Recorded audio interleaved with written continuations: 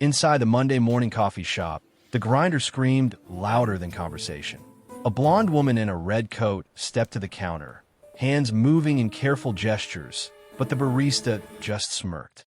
If you can't talk, maybe you shouldn't order. No one moved to help. Then a man in a worn apron walked forward, his hands signing to the little girl beside him before turning to the woman. In that moment, her eyes brightened. He smiled. Oat milk latte, right? She placed a business card on the counter. Vivian Rhodes, CEO, Oralist Technologies. He froze. That company had taken away the person he loved most in this world. Daniel Brooks was 36 years old, and every morning he woke to the sound of silence. Not the peaceful kind, the kind that came after something beautiful had been ripped away. 3 years ago, he had been a software engineer specializing in artificial intelligence. He had worked on systems that predicted traffic patterns, analyzed data streams, helped machines understand human behavior. His wife, Rachel, had worked beside him in the industry, brilliant and passionate about making technology safer. They had shared a small house in the suburbs with their daughter, Sophie, who was born deaf, but whose laughter filled every room anyway. Then came the accident. A self-driving car manufactured by Oralist Technologies had malfunctioned on a rainy highway. The vehicle's software failed to detect the stopped traffic ahead. Rachel had been crossing the street with groceries. She never had a chance. The lawsuit Daniel filed was dismissed. The evidence disappeared. The company's lawyers were too powerful. Their resources infinite compared to his grief. He lost his job when he became too vocal about corporate accountability. He lost the house when the legal fees drained their savings. All he had left was Sophie in a rage so deep it had nowhere to go but inward. Now he worked the night shift at Seattle Brews, a small cafe downtown where the tips were decent and the questions were few. He lived in a cramped apartment on the edge of the city, the kind of place where the heating barely worked and the walls were thin enough to hear neighbors arguing. But Sophie's drawings covered every surface. Crayon landscapes, finger-painted sunsets, a child's vision of color in a world that had gone gray. Every evening before his shift, Daniel would count the cash in the kitchen drawer. Rent was due in 12 days. Sophie's tuition at the special school for deaf children was due in 15. He picked up extra shifts, fixing cars at a garage on weekends, coming home with oil under his fingernails and exhaustion in his bones. On his wrist, he wore a silver bracelet engraved with 5 words. Listen with your heart. Rachel had given it to him on his last birthday before she died. Back when they still believed the world was fair and good people were rewarded. He never took it off, even when the metal grew warm from his pulse. If he lost this job at the cafe, there would be no backup plan, no savings account, no family to call, just him and Sophie against a city that had already proven it didn't care. He told himself that if they could just make it through winter, things would get better. Spring always felt like possibility, but fate had other plans. It was raining the morning Vivian Rhodes walked into Seattle Brews. Not the soft drizzle Seattle was famous for, but a cold, punishing downpour that sent people rushing inside with soaked coats and irritation on their faces. She stood out immediately, tall, composed, wearing a tailored red coat that looked expensive even under the fluorescent lights. Her blonde hair was pulled back in a neat twist, and she wore a small hearing aid tucked behind her left ear, subtle but visible if you knew what to look for. Her expression was carefully neutral, the kind of face people wore when they had learned not to expect kindness. She approached the counter and began signing. Her hands moved with precision, asking for a latte with oat milk, no sugar. The barista, a young guy named Tyler, who worked mornings, just stared at her blankly. Then he laughed. "Lady, I don't know what you're doing, but if you can't talk, maybe you shouldn't order." A few customers nearby chuckled. One woman whispered to her friend. Vivian's face didn't change, but something flickered in her eyes. Something that looked like resignation, like this had happened before and would happen again. Daniel was wiping down tables in the corner. Sophie beside him with her backpack, waiting for him to finish so he could walk her to school. His daughter tugged his sleeve, her small hands moving rapidly. "She's like me, Dad." He looked up, saw the woman at the counter, saw the hearing aid, saw the way she held herself with dignity, even as people laughed, and something in him broke open. He walked over, his hands already moving as he approached. "What would you like?" Vivian's head snapped toward him, eyes wide with surprise. For a moment, she didn't respond, as if she couldn't believe someone had actually signed to her. Then her hands moved, careful and grateful. "Oat milk latte. No sugar, please." Daniel turned to Tyler. "Oat milk latte. No sugar." Tyler's smirk faded. He rang it up without another word. While they waited, Sophie stepped closer to the woman, her hands moving with the fearless honesty of children. "You're beautiful." Vivian blinked rapidly. Then she smiled. A real smile, the kind that reached her eyes and softened the edges of her face. She knelt down to Sophie's level and signed back. "So are you." A single tear rolled down Vivian's cheek. She wiped it away quickly, like she wasn't used to crying in public, but Daniel saw it. Saw the loneliness in that single gesture of being understood. When the latte was ready, Vivian reached into her coat and pulled out a business card. She placed it on the counter in front of Daniel, then signed "thank you" before walking out into the rain. Daniel picked up the card. Vivian Rhodes, Chief Executive Officer, Arrow's Technologies. The room tilted. That name, that company, the one that had buried the truth about his wife's death. The one that had lawyers delete emails and pay off witnesses. The one that had walked away clean while he buried Rachel in the rain. Sophie was tugging his sleeve again, asking what was wrong. But Daniel couldn't move. He just stared at the card, the glossy logo catching the light, mocking him. Vivian Rhodes had lost her hearing when she was 10 years old. She remembered the explosion, the sharp, terrible sound that came before the silence. Her mother, Elaine Rhodes, had been a chemical engineer working late in the laboratory. Vivian had been visiting after school, sitting in the corner doing homework when the reaction went wrong. The blast killed her mother instantly. It shattered Vivian's eardrum and damaged the nerves in her left ear beyond repair. She spent weeks in the hospital learning that the world would never sound the same again. And her father, Gregory Rhodes, founder of Orleans Technologies, spent those weeks teaching her a different lesson. Power is the only voice people respect. Gregory raised his daughter to be untouchable, to never show weakness, to use wealth and control as armor against a world that would otherwise see her as less. Vivian learned sign language in private, but refused to use it in public. She wore hearing aids that cost thousands of dollars and spoke with perfect enunciation so no one would guess what she'd lost. She built walls so high that even she forgot what it felt like to be vulnerable. By the time she inherited Orleans at 30, she was exactly what her father had designed. A CEO who never apologized. A woman who commanded rooms with silence more than words. Someone who believed that if you showed compassion, people would take advantage. But loneliness had a way of seeping through even the thickest armor. At night, in her sterile penthouse overlooking the city, Vivian would take off her hearing aids and sit in the dark. The silence wasn't peaceful. It was just empty. Daniel's story was different, but the wounds were the same. Rachel Brooks had been a programmer at Orleans Technologies, working on the autonomous vehicle division. She had been the one to discover the flaw in the navigation software, a critical error that caused the system to miscalculate stopping distances in wet conditions. She had documented it, sent reports to her supervisor, demanded they delay the vehicle launch until the issue was fixed. Her supervisor was Marcus Hale, Orleans' chief operating officer, a man who measured success in quarterly earnings and market share.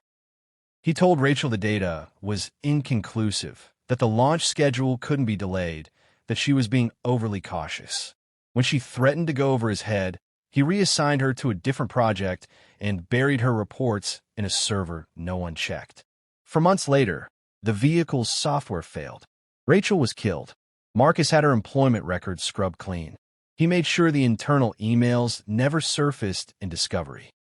He paid off the right people, and the lawsuit collapsed before it ever saw a courtroom. Daniel was left with a daughter to raise and a heart full of rage he had nowhere to put. He tried to keep working, but the anger followed him into meetings, into code reviews, into every interaction until his employers decided he was too much of a liability. So, he disappeared into low-wage work where no one asked questions and no one expected anything. Sophie grew up knowing her mother only through photographs and stories. She would touch the pictures tracing her mother's face, and Daniel would tell her about the woman who had wanted to make the world safer. The woman who had tried to speak up. The woman who had been silenced. Now, 3 years later, the CEO of the company that killed his wife had walked into his café and smiled at his daughter. The universe had a cruel sense of irony. 2 days later, Vivian came back. Daniel was restocking cups behind the counter when she walked in. This time, without the red coat, she wore a simple gray sweater and jeans, looking almost like anyone else except for the way she carried herself, like she was used to being in charge, even when she wasn't trying to be. She walked directly to him and placed an envelope on the counter. Inside was a handwritten note and an invitation to Orlis Technologies. We're developing an AI system to translate sign language into voice in real time. I need someone who understands silence. Someone who knows what it means when the world doesn't listen. I'd like to offer you a consulting position, flexible hours, competitive pay, and a chance to build something that matters. Daniel stared at the note, his jaw tight. Every instinct screamed at him to refuse, to crumple the paper and throw it back, to tell her he wanted nothing to do with the company that had destroyed his life. But then Sophie appeared beside him, her school bag bouncing on her shoulders. She was early. He had asked a neighbor to bring her by after school. The girl looked at Vivian, then at the note, then back at her father. Her small hands moved with careful deliberation. Dad, maybe this time you can fix what hurt us. The words hit him like a punch. Sophie was 7 years old and already wise enough to see what he couldn't. That anger wouldn't bring Rachel back. That hiding wouldn't change the past. That maybe, just maybe, there's something worth fighting for that didn't involve revenge. He looked at Vivian. She met his gaze steadily, waiting. He nodded once. I'll come in next week. Vivian's shoulders dropped slightly, a relief she didn't try to hide. She signed to Sophie. Your dad is very brave. Sophie grinned and signed back. I know. The Orlis Technologies building was exactly as Daniel remembered from the news coverage during the lawsuit. Glass and steel towering over downtown Seattle like a monument to progress. Inside the lobby was all marble floors and LED screens displaying stock prices and company achievements. People in expensive suits moved through the space with the confidence of those who knew they were winning.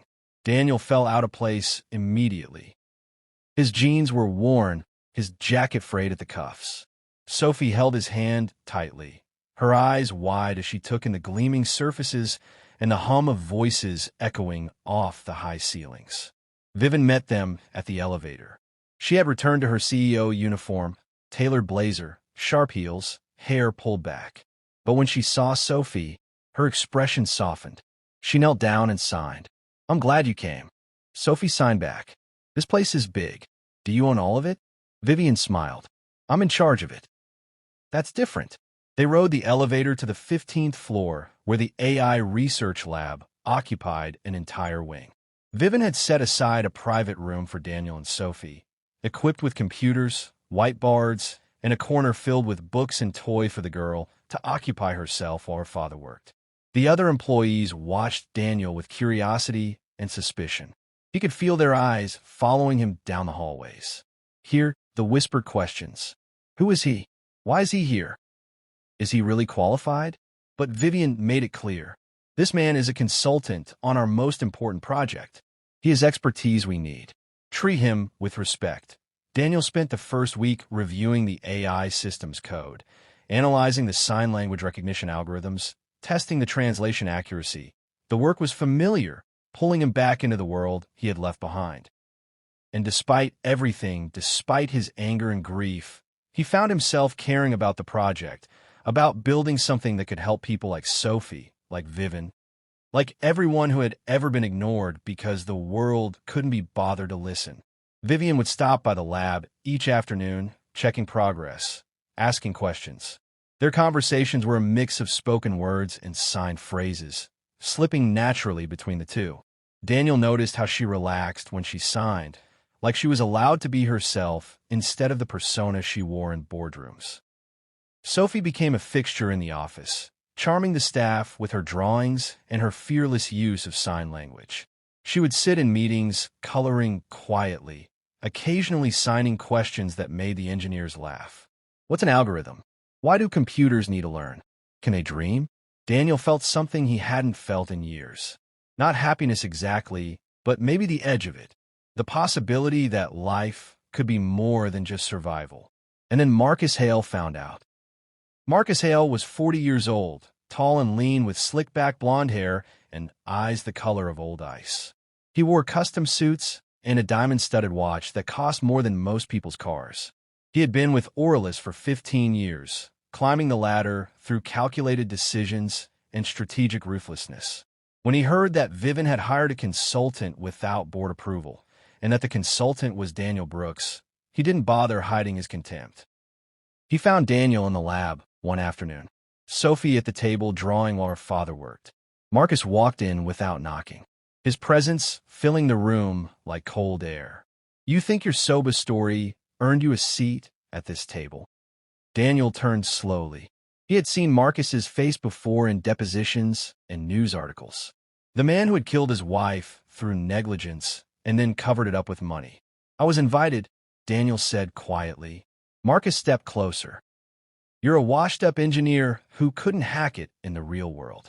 And now you're here playing house with the CEO, using your deaf kid as a sympathy card. Sophie looked up, sensing the... My daughter has nothing to do with this, doesn't she? Marcus smiled thin and sharp. Vivian has a weakness for charity cases, but this company doesn't run on feelings. It runs on results. And you're just another liability waiting to happen. He left without waiting for a response, the door clicking shut behind him. That night, Daniel couldn't sleep.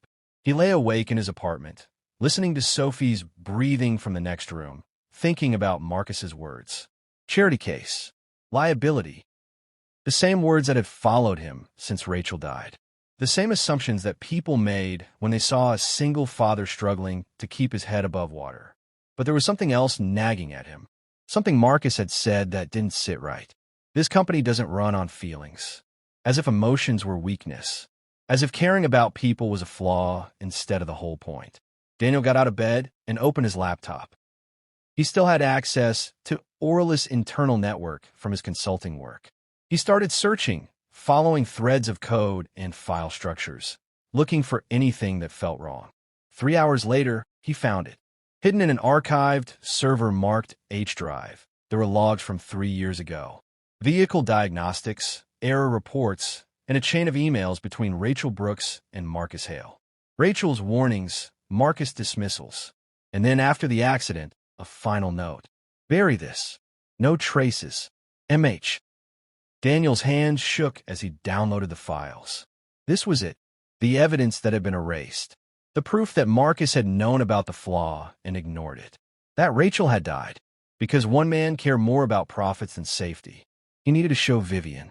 But as he stared at the files, a cold fear settled in his chest. Marcus was powerful.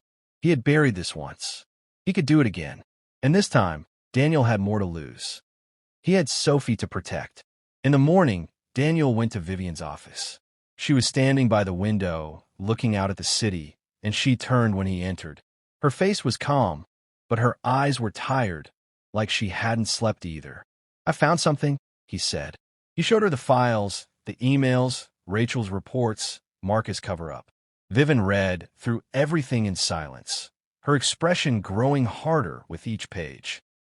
When she finished, she looked at Daniel with something that might have been guilt or grief or both. My father knew, she said quietly. He told Marcus to handle it quietly, to protect the company's reputation. I didn't know the details, but I knew something had been buried. I've always known. Daniel felt his anger rise. And you did nothing. I was 29 years old and terrified of disappointing my father, Vivian said, her voice breaking. I've spent my whole life being what he wanted me to be, and I've hated myself for it every single day. She turned away, wiping her eyes quickly. I can't fix what happened. I can't bring your wife back, but I can make sure Marcus doesn't get away with this again. "He'll destroy us," Daniel said. "He has the board. He has the lawyers. Then we'll fight smarter." Vivian looked at him, and for the first time, Daniel saw not a CEO, but a woman who was just as tired of lying as he was. "We'll expose him publicly in a way he can't cover up." They spent the next 2 weeks building their case. Daniel worked late into the nights, cross-referencing the files, finding every connection between Marcus' decisions and the vehicle failures. Vivian reached out to journalists, to investigators, to anyone who might help them bring the truth to light. But Marcus wasn't stupid. He had eyes everywhere in the company. And when he realized what they were doing, he moved fast. First came the rumors. Whispers that Vivian was sleeping with a subordinate, that she was compromised, that her judgment couldn't be trusted. The board members started asking questions. Shareholders expressed concerns. Marcus played the role of the loyal COO, expressing sadness at Vivian's poor decisions, suggesting maybe she needed time away to clear her head. Then came the ultimatum, a closed-door meeting with the board. Vivian was given a choice: step down temporarily and let Marcus take over as interim CEO, or face a vote of no confidence that would remove her permanently. She refused, and they voted her out anyway. The same day, Daniel was escorted from the building by security. His access was revoked. His consulting contract terminated. The official reason was misuse of company resources. The real reason was that Marcus wanted him gone. Daniel picked up Sophie from the daycare on the ground floor, his hands shaking as he signed to her. "We're going home." She looked at him with wide eyes. "Did we do something wrong?" "No, sweetheart. We try to do something right, and sometimes that's worse." That night, Vivian sat in her penthouse apartment, the city lights glittering below. She had removed her hearing aids, letting the silence settle over her like a heavy blanket. She had lost. Marcus had won, and the company her father built would continue to prioritize profit over people. She thought about Daniel, about Sophie, about all the people like Rachel who tried to speak up and been silenced. And she thought about the woman she had become: cold, controlled, complicit. She had spent so long building walls that she had forgotten how to be human. It was Sophie who changed everything. 3 days after Daniel was fired, the little girl was helping him pack up the apartment. They couldn't afford to stay. He had found a cheaper place across town, smaller and colder, but it was what they could manage. Sophie was going through her mother's old boxes, looking at photographs and trinkets, when she found something Daniel had forgotten existed: a USB drive tucked inside an envelope marked for Daniel. He plugged it into his laptop, and Rachel's face appeared on the screen. She had recorded a video 3 days before she died. Her expression was serious, her eyes tired but determined. "Daniel, if you're watching this, it means something went wrong. I've been documenting everything about the vehicle flaw. Marcus keeps shutting me down, but I need this on record. I'm uploading all the test footage here, the failed simulations, the warning signs, everything." The video cut to dash cam footage from test vehicle. Ran a highway. The car approaching stopped traffic too fast. Rachel's voice in the background, urgent and frightened. Marcus, the override's failing, shut it down. But the car didn't stop. It slammed into the barrier at full speed. The screen went black. Daniel sat frozen, tears streaming down his face. Rachel had known. She had tried, and she had left evidence behind because she knew Marcus would try to erase her. Sophie touched his arm, her hands moving gently. Mom wanted to tell the truth.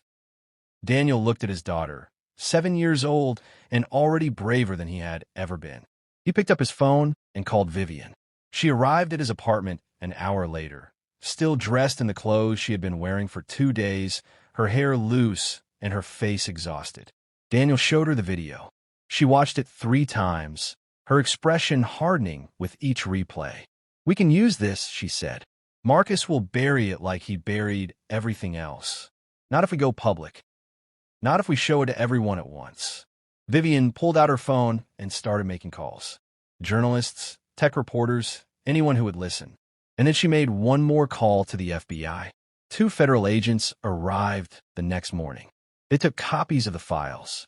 They interviewed Daniel. They reviewed the H-Drive logs, and they opened an official investigation into Oralist Technologies for corporate fraud and negligent homicide. Marcus tried to spin it, tried to claim the files were fabricated, but the video couldn't be faked. Rachel's voice, the timestamps, the metadata, it was all there. The annual shareholders' meeting was in 5 days. Vivian had been barred from attending, but she had one card left to play at a public speech in front of investors, media, and everyone who had ever doubted her. She asked Daniel to stand with her. He agreed. The conference hall was packed. Shareholders filled the seats. Journalists lined the walls. Cameras tracked every movement on stage. Marcus stood at the podium delivering his prepared remarks about innovation and growth and Orales's bright future. Then Vivian walked in. Security tried to stop her, but she kept walking, Daniel and Sophie behind her. The crowd murmured. Marcus's smile froze. Vivian stepped onto the stage and removed her hearing aids. She set them on the podium with a soft click that the microphone caught. Then she began to sign. The room fell silent, confused. But behind her, the massive screen flickered to life. The AI translation system they had built together, the one Daniel had coded and Vivian had funded, began to translate her signs into spoken words that filled the hall. This company silenced truth. Today, silence speaks back. The screen shifted. Rachel's video played.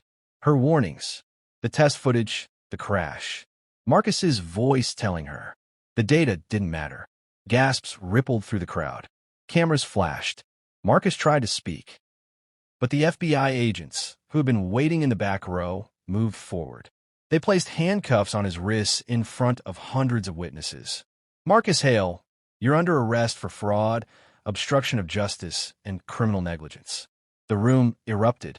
Journalists shouted questions. Shareholders stood, but Vivian just kept signing. Her hands steady. Even as tears ran down her face, Rachel Brooks tried to save lives. She was silenced. Today I'm giving her back her voice. Daniel stood beside her. Sophie's hand is watching as the man who killed his wife was led away. It wasn't peace. It wasn't healing, but it was justice. Finally, the fallout was swift. Marcus was formally charged. The board launched an internal investigation. Dozens of executives were found complicit in the cover-up. Some resigned. Others were fired. The company's stock plummeted, and Oralest Technologies faced lawsuits from victims' families across the country. But Vivian didn't walk away. She fought to rebuild. She took back control as CEO, this time without her father's shadow hanging over her.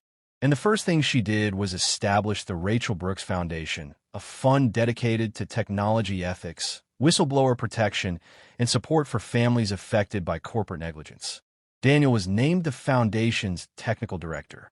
He worked with engineers, policymakers, and advocates to create new standards for AI safety. Real standards, ones that put people before profits. And Sophie became the face of Orales's new mission. She appeared in promotional materials. Her bright smile and fearless use of sign language, showing the world what inclusion actually looked like. The company built accessibility into everything they designed. Deaf and hard of hearing consultants were brought on to every project. The AI translation system they had built became open source, free for anyone to use. 6 months after the trial, Sophie had her cochlear implant surgery. The procedure was covered by the foundation along with years of therapy and support. Daniel held her hand in the recovery room, waiting for the moment when the device would be activated. When the iologist turned it on, Sophie's eyes went wide. She could hear the beep of the monitors, the rustle of sheets, her father's breathing. "Dad," she said aloud, her voice small and uncertain. Daniel's throat tightened. "I'm right here, sweetheart." Sophie smiled, tears rolling down her cheeks. "You sound like light." Vivian was standing in the doorway watching. She had been there for every appointment, every consultation, every anxious moment. And when she saw Sophie hear her father's voice for the first time, she understood what Rachel had been fighting for. Not just safety, but connection, the ability to be heard and to hear, to participate fully in a world that had tried to leave them behind. 1 year after the arrest, the Seattle Bruce Café had a new owner. Daniel had used part of the settlement money to buy it from the previous owner who was ready to retire. He kept the name, but changed everything else. The staff was trained in basic sign language. The menu included Braille. There were quiet hours in the morning for people with sensory sensitivities. It wasn't just a coffee shop. It was a space where people who had been overlooked could finally feel welcome. On a bright Sunday morning, Vivian walked in. She wasn't wearing her hearing aids. She didn't need to hear. She wore a red dress, her hair down, and she looked more relaxed than Daniel had ever seen her. She approached the counter and signed. "Oh, milk latte." Danielle smiled. "Always." Sophie ran out from the back room, her cochlear implant visible behind her ear. She had learned to navigate both worlds now, signing when she wanted to, speaking when she needed to. Never apologizing for either, she hugged Vivian tightly. The woman knelt down, returning the embrace with a fierceness that surprised even her. The three of them sat by the window, sunlight streaming through the glass, warming the table. Daniel poured coffee into 3 mugs. Sophie's was mostly milk, but she insisted on having one like the adults. They didn't talk much. They didn't need to. Some conversations happened in silence, some in words, some in the space between. Outside, the city moved on. Cars honked. People rushed past. The world kept turning. But inside the cafe, there was something that felt like peace. Not the kind that erased pain, but the kind that made room for healing. Vivian reached across the table and took Daniel's hand. He didn't pull away. Sophie grinned and put her small hand on top of theirs. "Listen with your heart," Sophie signed with her free hand. Daniel smiled. Rachel's words living on through her daughter, through the foundation, through every person they helped find their voice. The steam rose from their cups, curling in the sunlight. Somewhere in the background, the espresso machine hissed. A song played softly on the speakers. Sophie laughed at something only she understood. And for the first time in years, Daniel felt like he could breathe. Vivian looked at him, and he looked back. No words, just understanding. Two people who had learned that silence wasn't the absence of sound. It was the presence of listening. And sometimes the loudest thing you could do was make space for someone else to be heard. The camera would pull back. If this were a film, it would show the three of them framed by the window, the city behind them, the light catching on their faces. It would fade to black on their smiles, on the coffee cooling between them, on the promise that some endings were also beginnings. But this wasn't a film. This was a life, messy and complicated and never quite finished. There would be more struggles, more fights, more days when the weight of the past felt too heavy. But there would also be more mornings like this. More coffee, more laughter, more moments when the world felt gentle instead of cruel. And that was enough. The screen would fade now, if there were a screen. But instead, there's just the warmth of the cafe, the steam from the cups. Three people who found each other in the wreckage and decided to build something new. Even in silence, love speaks loudest. And they would keep listening.